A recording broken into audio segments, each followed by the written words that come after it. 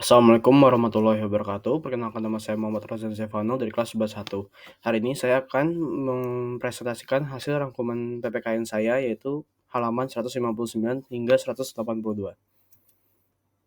Keistimewaan Indonesia.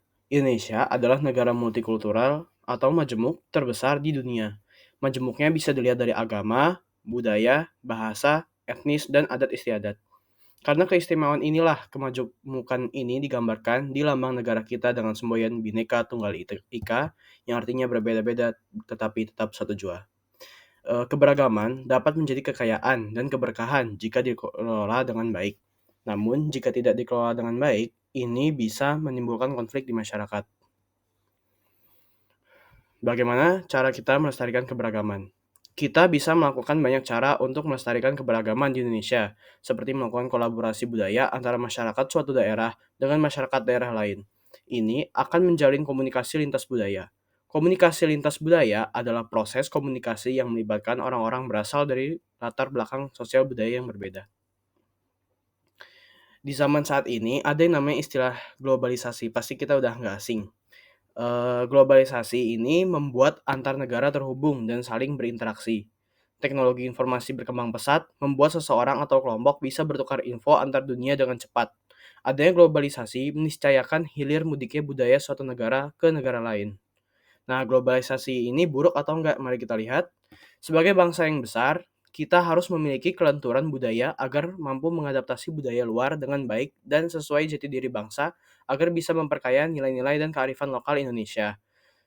Sebaliknya, jika kita tidak bijak terhadap dunia dan budaya luar, ini bisa menghilangkan identitas nasional bangsa. Sebagai bangsa besar, kita harus mampu bergaul dengan dunia luar tanpa harus kehilangan identitas bangsa kita. Jadi globalisasi ini bisa baik, bisa buruk, tergantung bagaimana kita tergantung terhadap perlakuan kita terhadap globalisasi itu sendiri. Nah, selanjutnya ada kearifan lokal. Kearifan lokal adalah pandangan hidup suatu masyarakat di wilayah tertentu mengenai lingkungan dan alam tempat mereka tinggal. Pandangan ini sudah berurat di masyarakat sejak dulu sekali. Nah, kearifan lokal ini memiliki tantangan. Untuk mempertahankannya, orang tua dari generasi sebelumnya akan mewariskannya pada anak-anak mereka secara terus-menerus. Karena kearifan lokal adalah pemikiran yang sangat sudah lama membuatnya sulit dipisahkan dari masyarakat yang tinggal di wilayah tersebut.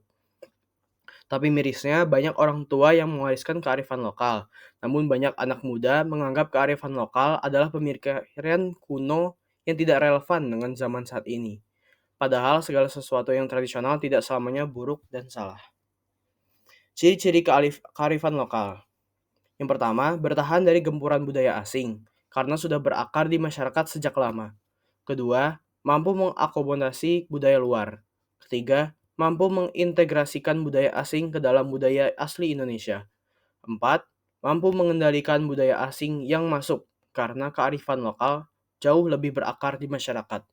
Kelima, memberi arah perkembangan budaya di masyarakat karena akan menjadikan kearifan lokal sebagai patokan sebelum bertindak. Fungsi kearifan lokal bagi masyarakat. Yang pertama, konservasi pelestarian sumber daya alam yang ada. Kedua, menjadi petuah kepercayaan dan pantangan. Tiga, menjadi ciri utama sebuah masyarakat. Jenis-jenis kearifan lokal. Yang pertama, berwujud nyata atau tangible. Jenis ini bisa dilihat dalam berbagai bentuk, misalnya arsitektural seperti rumah gadang atau rumah-rumah adat lainnya, dan lain sebagainya. Lalu ada juga cagar budaya seperti patung, alat seni, dan lain-lain.